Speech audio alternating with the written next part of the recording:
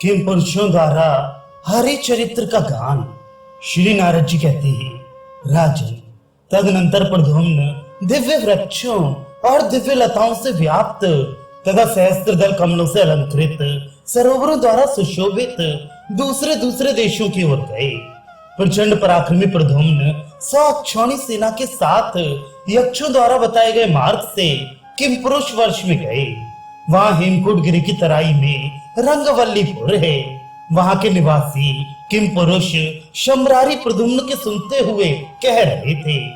किमपुरुष कहते थे, अहो, पुरियों में श्रेष्ठ मथुरापुरी अत्यंत धन्य है, जिसमें साक्षात परमेश्वर हरि ने अवतार लिया है। अहो, यदकुल सदा ही परम धन्य है, जिसमें समस्त ब्रह्मांड के पालक श्री हरि का प्रादुर्भाव हुआ है। शूरपुत्र वसुदेव का वे निवास मंदिर भी धन्य है, जिसे गोलोकनाथ ने अपनी उपस्थिति से अत्यंत मनोहर बना दिया है। देवताओं के लिए भी परम दुर्लभ वे माथुर मंडल धन्य है, जहाँ माधव विचरते हैं। वे मनोहर महावन धन्य अति धन्य है, जहाँ शिशु रूपधारी श्री हरि अपने जन्म स्थान को छोड़कर गए, जहाँ शिशु बलराम के साथ श्री कृष्ण बिछड़े हैं और उनके दूध मुहे बालक रूप का माता यशोदा ने सुंदर ढंग से लालन पालन किया है। परात्पर परमात्मा श्री कृष्ण की चरणार बिंदों के पावन पराग से विराजित श्री वृंदावन अत्यंत पुण्यमय तीर्थ है, जहाँ गोप बालों और बलराम जी के साथ गौ चराते हुए साक्षात श्री हरि बिछड़े हैं। जिस वृंदावन में भगवान श्री कृष्ण व्रत सुंदरियों के साथ दान लीला, मान लीला तथा रास लीला करते हुए बिछड़े हैं, उसके भी पवित्र यश का तीनों लोकों के लोग गान करते हैं। अहो, वृषभानु नंदनी लीलावती श्री राधा, जो अपने गोलोक धाम में शोभा पाती हैं, परम धन्य हैं, जिन्होंने भ्रमरों के गुंजारव से व्याप्त कालिंदी तटवर्ती वन में श्री कृष्ण के साथ विहार किया है।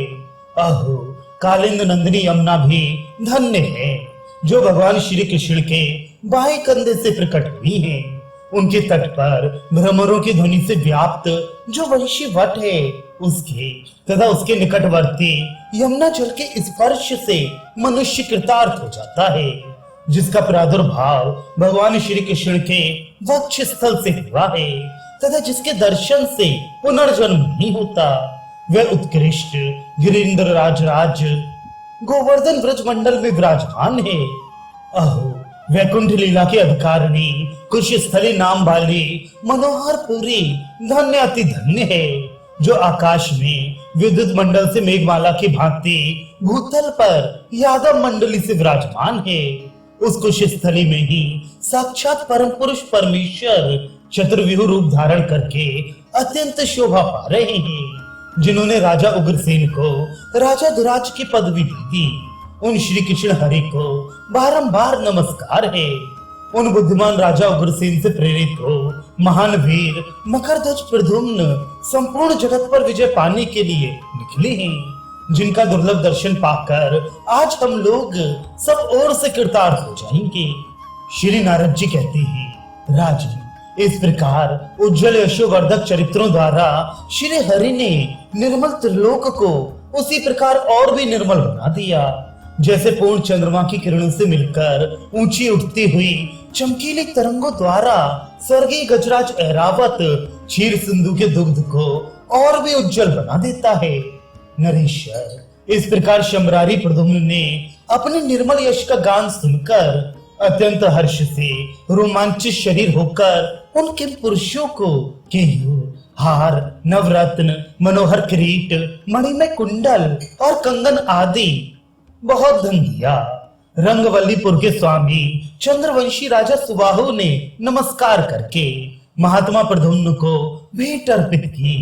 उन पर प्रसन्न होकर महामना मीन केतन भगवान प्रद्युम्न ने उन्हें दिव्य चूड़ामणि देकर इस प्रकार पूछा। प्रद्युम्न बोले, राजन सुबाहु, इस नगर का रंगवल्लीपुर नाम किसने रखा है? ये नाम तो मैं पहले पहल आपके ही मुंह से सुन रहा हूँ, अतः इस विषय में आप सब कुछ मुझे बताइए। सुबाहु ने कहा, राजन, पूर्व काल में देवताओं और असुरों ने मिलकर क्षीर सागर का मंथन किया। उससे 14 रत्न निकले। फिर उस सागर से अमृतपूर्ण मनोहर कलश निकला। उस कलश को साक्षात कमल नयन श्री हरि ने दोनों नेत्रों से देखा। उनके नेत्रों से हर्ष के आंसू की एक बूंद उस कलश में गिर पड़ी। उससे एक वृक्ष उत्पन्न हुआ जिसे तुलसी कहते हैं। भगवान विष्णु ने उस वृक्ष का नाम रखा रंगवल्ली।